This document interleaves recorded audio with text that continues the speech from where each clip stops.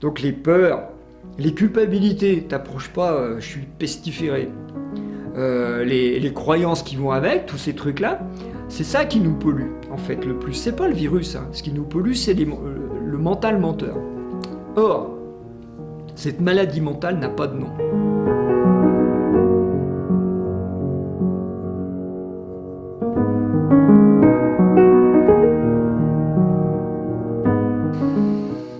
Bonjour. Et oui, l'ENA va disparaître. L'ENA disparaîtra, bon débarras. Tout le monde va penser ça, puisque c'est un peu issu du mouvement des Gilets jaunes et tout ça. Mais en fait, c'est pas ça ce qui va se passer. Ce qui va se passer, c'est que l'ENA va changer de nom. On va garder bien sûr la même chose, c'est-à-dire que on va vous maquiller la réalité en disant, voyez, ça ne s'appelle plus de la même manière, c'est un autre nom, c'est une autre forme, mais en tout cas, le fond, lui, reste le même.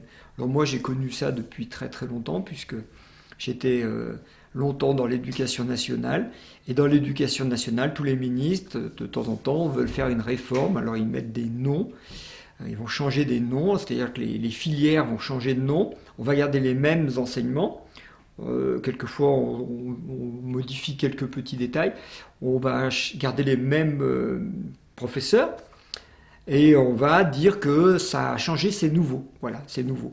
Sauf que on nous revend la même sauce. Alors, ce qui est intéressant ici, avec l'ENA change de nom, j'ai fait un petit jeu de mots, bien sûr, pour m'amuser, parce que l'ENA, on entend na, et change de nom, bah non, c'est un nom, N-O-N. Donc, on est toujours dans une négation qui est portée par le nom. Et cette négation, elle est intéressante, parce que effectivement, elle montre le fonctionnement de notre ego, puisqu'on dit l'ENA, ça fabrique des technocrates, ça fabrique la technocratie, qui nous enquiquine, puisque ce mental menteur n'arrête pas de pondre des réglementations, des solutions complètement virtuelles, qui ne sont pas du tout applicables dans la pratique, dans le concret, mais puisqu'on a décidé, le mental a décidé qu'il fallait le faire, on va le faire, on va essayer. Je vous rappelle pour le déconfinement, chez les profs, puisqu'on parle d'éducation, 63 pages de réglementation pour se déconfiner. Bon, alors qu'il suffisait de dire on reprend le boulot comme avant. Non, ça serait trop simple. Bon, on rigole, mais en tout cas, cette technocratie, on sait très bien qu'en France, elle paralyse complètement ce pays, et qu'on ne sait plus comment s'en sortir. Alors on dit on va supprimer l'ENA, mais ça ne va rien changer, puisqu'on va remettre la même structure, grosso modo, avec les mêmes enseignements, donc les mêmes croyances, les mêmes fonctionnements, etc. etc. Tout ça, c'est pas très intéressant. Ce qui est intéressant, c'est d'aller voir le non, le na, à quoi on dit non. Alors, première chose, on dit non au principe de réalité. Ça, c'est évident. Le mental, il veut contrôler la matière et il veut que la matière se conforme à ce que lui a décidé. Par exemple, le mental a décidé que le virus, on pouvait le confiner, parce que si on confine les gens, c'est pour confiner le virus, hein, je vous rappelle, et donc qu'on pouvait stopper la circulation du virus. Alors, tout ça part du principe que le virus circule en moto ou en voiture comme vous et moi, ce qui est une idée du mental, hein, et qu'on peut le stopper si on arrête la circulation des gens, on arrête la circulation du virus. C'est vrai dans une mesure, mais après 3 confinements, on commence à se poser des questions sur la réalité de cette croyance. Peut-être que ça ne marche pas. Mais il n'empêche que le non-na, l'ENA, va continuer à nous imposer la même solution, puisque lui, il fonctionne comme ça. Alors donc, on va continuer à nier les principes de la réalité et les principes concrets. Tout ça pour que le mental se croie intelligent et qu'il ait raison, et patin couffin. Tout ça, on l'a déjà expliqué, Rose et moi, dans plein de vidéos, donc c'est pas très intéressant de revenir dessus. Mais par contre, pour ceux qui découvrent, allez voir. Il y a plein de choses, par exemple sur le virus mental, la symbolique du virus mental, la symbolique des peurs, culpabilité, croyances, bon, tous ces trucs-là, c'est quand même à aller voir parce qu'effectivement, tout fonctionne comme ça. Sur l'ENA, il y a une deuxième chose qui est la technocratie, ok. Et après, il y a la symbolique de changer de nom pour nommer la chose différemment. Alors, ça c'est vraiment intéressant parce que c'est le truc qu'on fait, qu'on appelle la langue de bois, qu'on fait couramment depuis des années, parce que quand on change le nom, on change la pensée. Si je vous dis, vous connaissez tous la langue de bois, mais si je vous dis un plan de licenciement, tout le monde va se solidariser pour manifester, voilà. Mais si je vous dis c'est un plan de sauvegarde de l'emploi, c'est pas pareil dans le cerveau. Donc le mot va changer la façon de penser. Et c'est à l'œuvre depuis au moins 50 ans où on essaie de faire changer la population en lui mettant des informations dans sa tête sous forme de mots.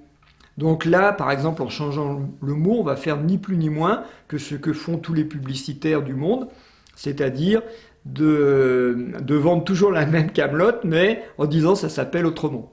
À ce propos, AstraZeneca, le vaccin qui est tant décrié et puis que plus personne ne veut, tout de suite, la semaine d'après, on a dit on va changer le nom du vaccin. Bon, mais c'est trop tard. Même en changeant le nom, c'est foutu. Donc là, ils sont allés trop loin. Mais pour un paquet de biscuits, on peut changer le nom, on peut faire du packaging, on peut changer le paquet, et dedans, il y a toujours la même chose, mais on va croire que c'est différent parce que la photo est plus belle, parce que voilà, le nom sonne mieux.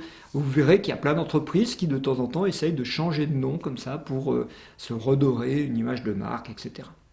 Bien. Alors, il faut quand même voir que ça ne marche pas. Parce que le fait de changer de nom, ça oblige à tout recommencer à zéro. Parce que l'ENA, par exemple, c'est une grande administration française qui est connue dans le monde entier, un peu comme Oxford ou une grande université américaine, etc. Ce sont des noms. C'est comme si, pour vous donner un exemple concret, c'est comme si on disait Paris ne s'appellera plus Paris, mais s'appellera PETA. Oui, mais les gens, ils ont l'habitude d'entendre dire il y a une ville qu'il faut visiter dans le monde, c'est Paris. Parce que Paris, c'est exceptionnel. Oui, mais c'est plus ce mot-là. Ouais, mais le temps qu'on se mette à apprécier de la même manière ce mot, ça va faire beaucoup d'eau qui va couler sous le pont, justement. Donc l'ENA, qui était une administration reconnue à l'étranger, mais décriée en France, passons, en fait, on change le nom, il va falloir tout recommencer à zéro. C'est-à-dire qu'avant que ce nom puisse être associé à quelque chose dans la tête des gens, eh bien, ça va prendre beaucoup de temps. Donc, ça veut dire que le nom va imprimer quelque chose de réel dans notre tête, qui va être associé à quelque chose de concret.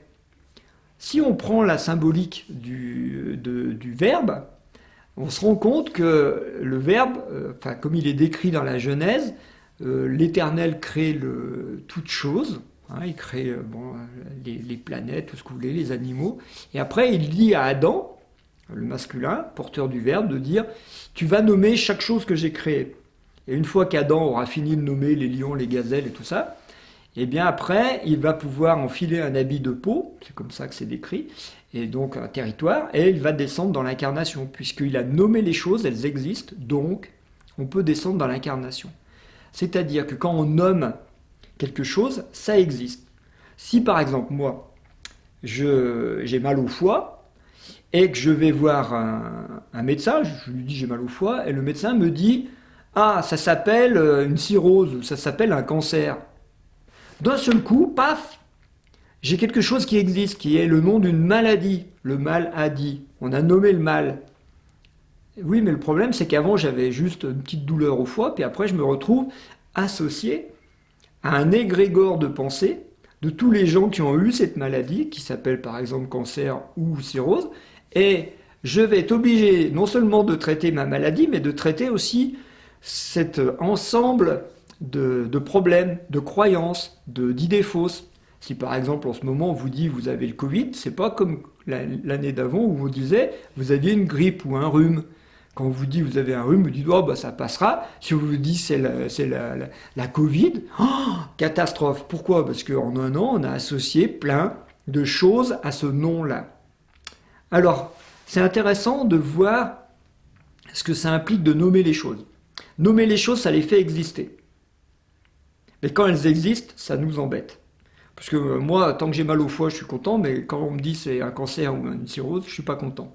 Si j'ai un rhume, je dis je m'en fous. Si c'est la Covid, ah c'est grave.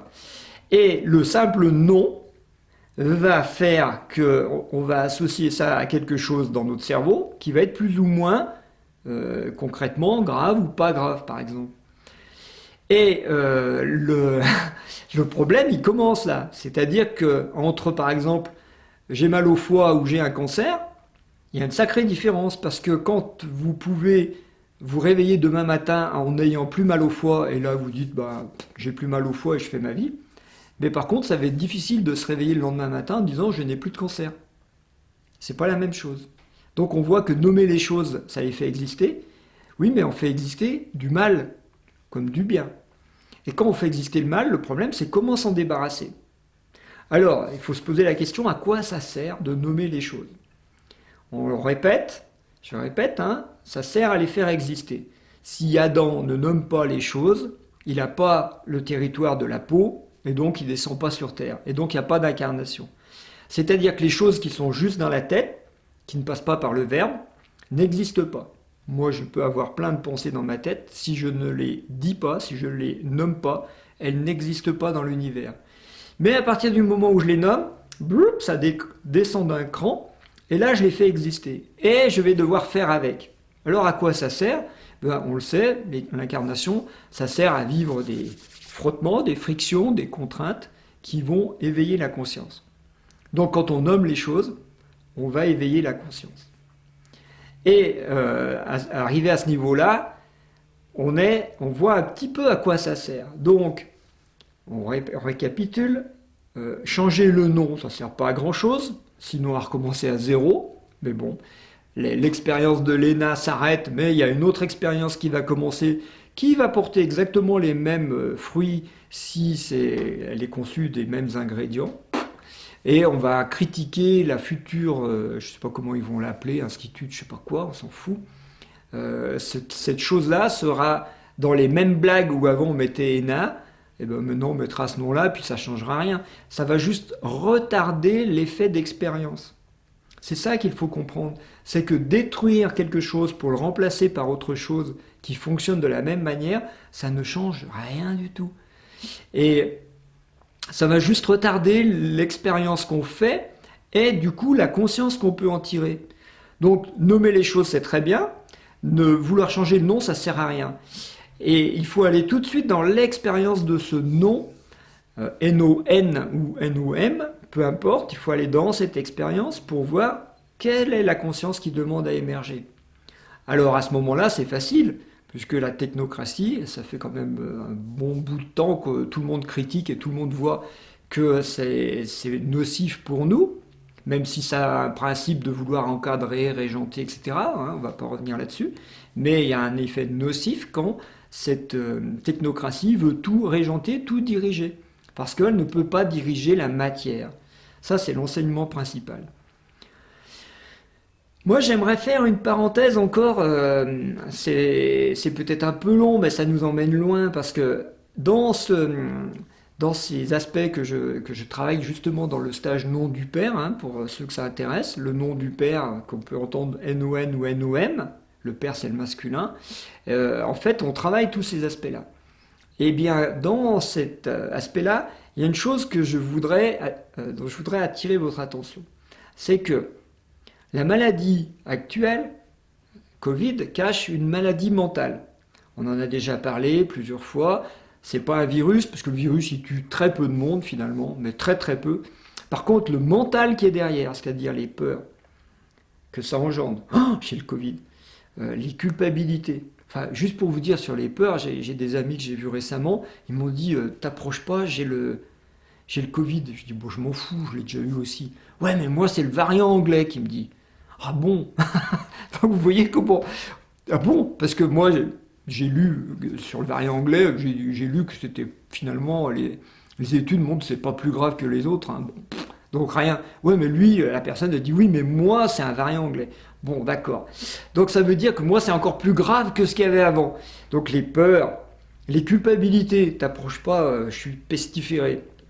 les croyances qui vont avec, tous ces trucs-là. C'est ça qui nous pollue, en fait, le plus. C'est pas le virus, hein. Ce qui nous pollue, c'est le mental menteur. Or, cette maladie mentale n'a pas de nom. Je répète, hein, la maladie mentale qui affecte la planète entière n'a pas de nom. Elle n'a pas été nommée. Il n'y a pas de nom qui existe sur cette maladie mentale. Si je m'en réfère à l'énéagramme, pour ceux qui connaissent, il y a 7 péchés capitaux. En fait, il y a 9 points dans l'énéagramme. Donc il y a 2 péchés capitaux qui n'ont pas été nommés comme péchés capitaux. Un sur le point 3, qui est le point des USA, de Hollywood, si vous voulez, de l'image. Et le point 3, le péché, c'est le mensonge. Ce n'est pas un péché capital. Vous observerez qu'en Amérique, quels que soient les présidents, mais il n'y a pas un président qui peut faire 3 phrases sans dire un mensonge. Mais c'est incroyable. On dit il mente comme il respire. Il y a des sites qui sont spécialisés pour dénoncer les mensonges, mais tout le monde s'en fout. Parce qu'en fait, tout le monde sait que c'est du mensonge, mais c'est normal. Le mensonge, d'ailleurs, avec Bush, c'était pas un mensonge, c'était avec Trump, pardon. Le mensonge, c'était une vérité alternative. Bon, c'est pas un mensonge. Donc le mensonge n'est pas un péché. Alors que la luxure, l'envie, la jalousie, enfin tous ces trucs-là, oui. Bon. Il y avait un autre péché qui a été oublié par l'Église catholique, c'est la peur. Bon, passons. Mais moi, ce qui m'intéresse, c'est le point 3. Parce que dans le point 3, non seulement c'est pas un péché capital, mais en plus, alors pour ceux qui ne savent pas, les 3, c'est ceux qui dirigent le monde. L'Amérique, les winners, les Golden Boys, les gens qui sont des battants qui gagnent, ceux qui réussissent, hein, au CAC 40, ils en ont beaucoup, dans le sport, ils gagnent tout le temps. Enfin bon, c'est des gens, il n'y a pas de place pour les losers, hein, il n'y a pas de place pour les pauvres. Dans ce monde-là, il n'y a que les gens qui réussissent qui ont le droit de citer. Et ce point 3, il a une caractéristique qui est très intéressante, c'est que non seulement il n'y a pas de péché capital, mais en plus il n'y a pas de maladie mentale. Parce que les 8 autres types, ils ont leur maladie mentale. Le point 2, bah, c'est l'hystérie. Le point 6, c'est la parano, etc. Bon, et il y a la mégalo, il y a la schizo, tout ça. Les maladies mentales sont associées par symbolisme et puis par énergie, hein, à un énéatype. Sauf que sur le point 3, le point de l'Amérique, le point du mensonge, c'est pas un péché capital et il n'y a pas de maladie mentale. Moi, je pose la question, est-ce que la maladie mentale actuelle n'est pas une maladie issue du point 3, issue du mensonge? C'est-à-dire, est-ce que nos gouvernants, tous, ne sont pas enfermés dans leurs mensonges sans pouvoir en sortir? Eh bien oui. Eh bien oui. Quand on a commencé à mentir, on ne peut plus s'arrêter.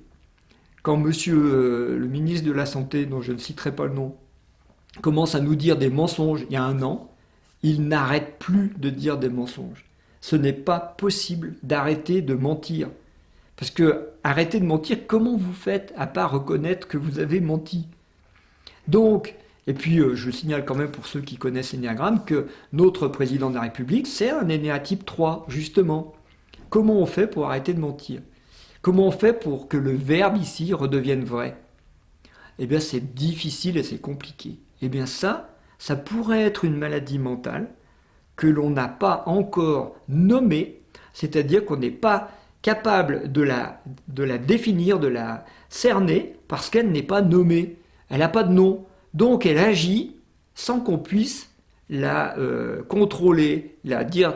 Si moi je dis la maladie là, c'est une schizo. Bah oui, mais schizo, ça fait des années et des années qu'il y a des chercheurs qui cherchent, et qu'il y en a qui trouvent, et puis qu'il y en a qui disent, bah on va essayer ce protocole de soins, on va essayer cette molécule, on va essayer... Parce qu'elle est nommée, on peut agir dessus, mais si elle n'est pas nommée, vous n'avez rien.